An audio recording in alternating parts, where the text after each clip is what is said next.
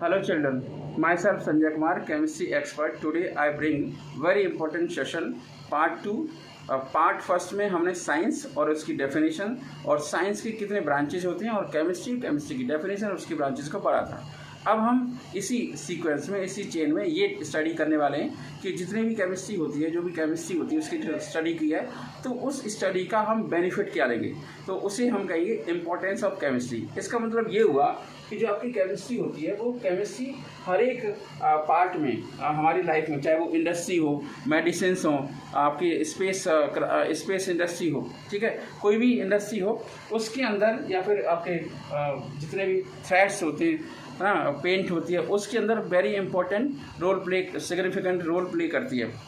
अब उसी सीक्वेंस में सबसे नंबर 1 पॉइंट होगा importance of chemistry in everyday life. उसी के अंदर ये आपका छोटा सा सेगमेंट है कि केमिस्ट्री इन अ मेडिसिन, मतलब जो आपकी मेडिसिन्स होती हैं, उस मेडिसिन्स में केमिस्ट्री का रोल क्या होता है।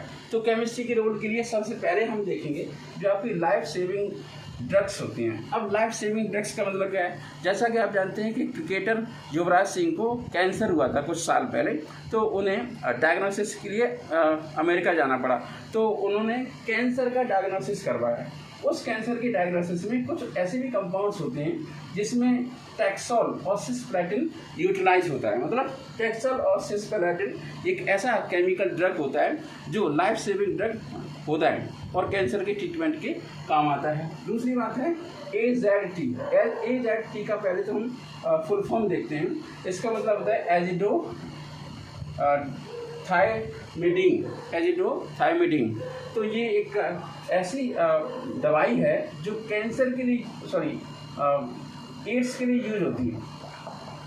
इसके लिए एड्स के डायग्नोसिस के लिए यूज होती है।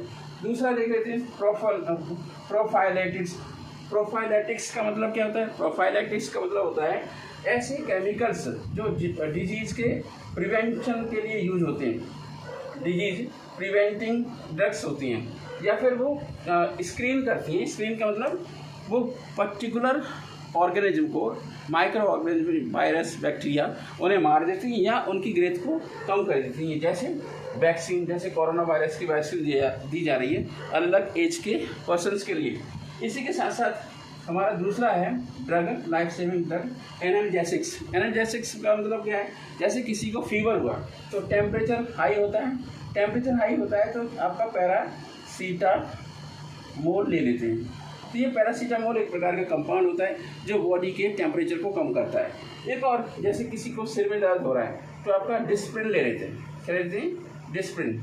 तो ये भी अपने आप में एक प्रकार का केमिकल ड्रग हुआ जो केमिस्ट्री की नॉलेज से ही सिंथेसाइज हो सकता है, ठीक है। दूसरा एनेस्थेटिक। जैसा कि आप जानते हो कि कुछ टाइम पहले जब CHCl3 की डिस्कवरी नहीं हुई थी, तो CHCl3 को हम क्लोरोफॉर्म कहते हैं।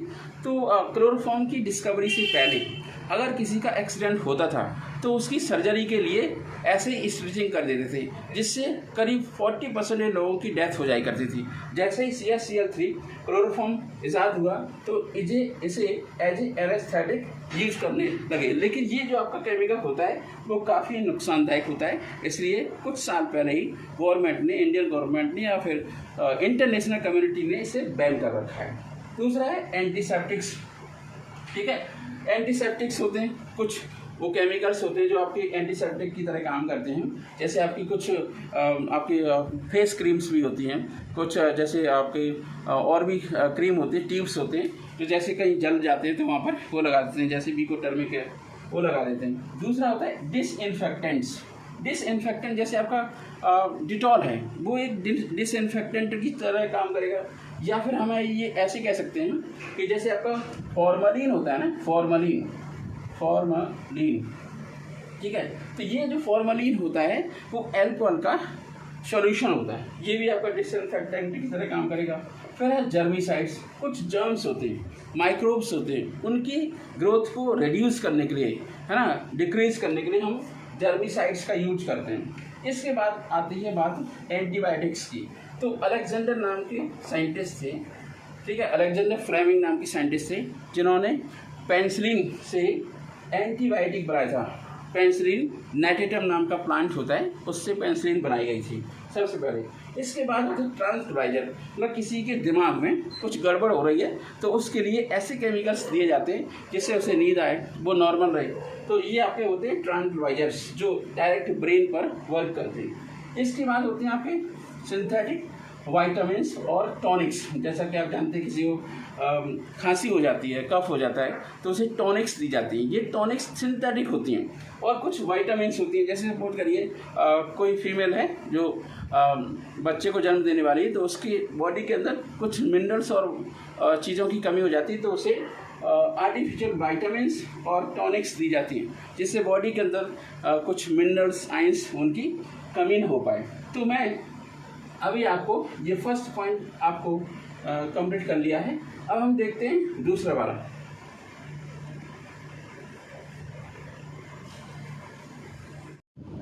चिल्ड्रन, पिछले वीडियो में अभी देखा था कि हमने इम्पोर्टेंस ऑफ केमिस्ट्री की बात कर रहे थे। तो उस इम्पोर्टेंस ऑफ केमिस्ट्री के अंदर केमिस्ट्री की जो नॉलेज है वो मेडिसिन को कैसे बनाते हैं उसमें यूटिलाइज की गई थी। अब हम सेकंड सेगमेंट इसी का देखते हैं, इम्पोर्टेंस ऑफ केमिस्ट्री का, कि जो आपकी केमिस्ट्री होती है वो उसका सिग्निफिकेंट रोल होता है ऑल इंडस्ट्रियल प्रोसेस के लिए। अब ये ऑल इंडस्ट्रियल प्रोसेस क्या होती है मैं आपको बताऊं।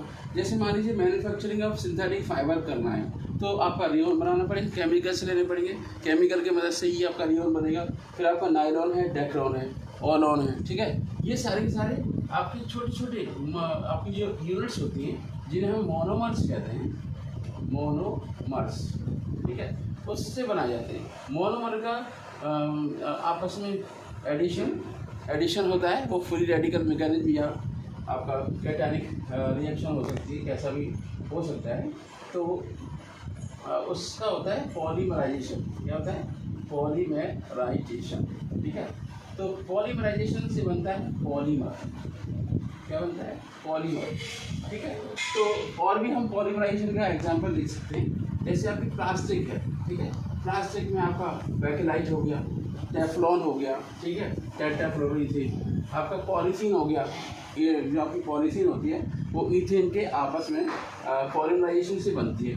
एक और सबसे बढ़िया एग्जांपल है, अगर हम 3 मॉलिक्यूल ले लें एसिटाइलिन की, ठीक है, तो उसका पॉलीमराइजेशन करवाएं हाई टेम्परेचर पर आयरन की प्रेजेंस में, तो आपकी बेंजीन बन जाएगी 6C6H6। इसका मतलब क्या हुआ? अगर हमें केमिस्ट्री की नॉलेज नहीं होती, केमिस्ट्री की जो आपकी नॉलेज नहीं होती, इंडस्ट्रियल प्रोसेस कैसे बनाएंगे हम, प्रोसेस क्या है ना, तो हम कैसे कर पाते। दूसरा है आपका इंडस्ट्रियल प्रोसेस, जैसे सीमेंट बनाने में। सीमेंट अपने आप में एक प्रकार का कोई कंपाउंड नहीं होता है, ये अपने आप में एक प्रकार का मिक्सचर होता है। इसमें एल्यूमिनियम सिलिकेट्स वगैरह होते हैं, सीमेंट बनाया जाता है। सीमेंट का सबसे अच्छा जो उपयोग होता है वो कंक्रीट बनाने में या घर बनाने में, जो आपकी बिल्डिंग्स होती है वो बनाने में किया जाता है। इसके बाद है ग्लास। अब आजकल ग्लास बहुत यूज होने लगा है, जैसे लोग खिड़की दरवाजे हर जगह ग्लास का यूज करते हैं। तो ये जो आपका ग्लास होता है ये हाई टेम्परेचर पर सिरका को जो बालू वगैरह होती है उसे मेल्ट करके ग्लास को बनाया जाता है। सिरेमिक्स, अब ग्लास का बचा हुआ सामान बचता है तो उससे सिरेमिक्स बनती है और उसके पॉट बनाए जाते हैं। इसके बाद हम बात करते हैं लास्ट, एक्सट्रैक्शन ऑफ मेटल। अब ये जो एक्सट्रैक्शन ऑफ मेटल है इसका मतलब क्या है? इसे हम कहते हैं मेटलर्जी। इसे क्या बोलेंगे? मेटलर्जी। अब देख रहे हैं कि आपने अब आप आगे टाइम पर मेटलर्जी कुछ पढ़ेंगे, जैसे आपका आयरन को कैसे एक्सट्रैक्ट करोगे, ठीक है। तो आपका हेमेटाइट और होता है, उससे आयरन को एक्सट्रैक्ट करते हैं। इसके बहुत सारे प्रोसेसेस होते हैं, जैसे आपका एल्यूमिनियम, ठीक है, ये बॉक्साइट से आपका एक्सट्रैक्शन किया जाता है एल्यूमिनियम का। कॉपर है, ठीक है, जिंक है, इन सारे पदार्थ में सारे मेटल्स का एक्सट्रैक्शन किया जाता है, ठीक है। तो इस सेगमेंट में हमने देखा कि केमिस्ट्री की नॉलेज की हेल्प से हम क्या कर सकते हैं, हम सिंथेटिक फाइबर बना सकते हैं, प्लास्टिक बना सकते हैं, प्लांट्स जो अपने पेट्स होते हैं, वार्निसेस होते हैं, एनामेल्स होते हैं। एनामेल्स का मतलब होता है हार्ड सब्सटेंस, ठीक है, जो इंडस्ट्रियल प्रोसेस से बनते हैं, तो इन्हें हम एनामेल्स कहते हैं। डाइज भी, अब देखो डाइज जो आपके होते हैं डाइज एक प्रकार के कलर होते हैं।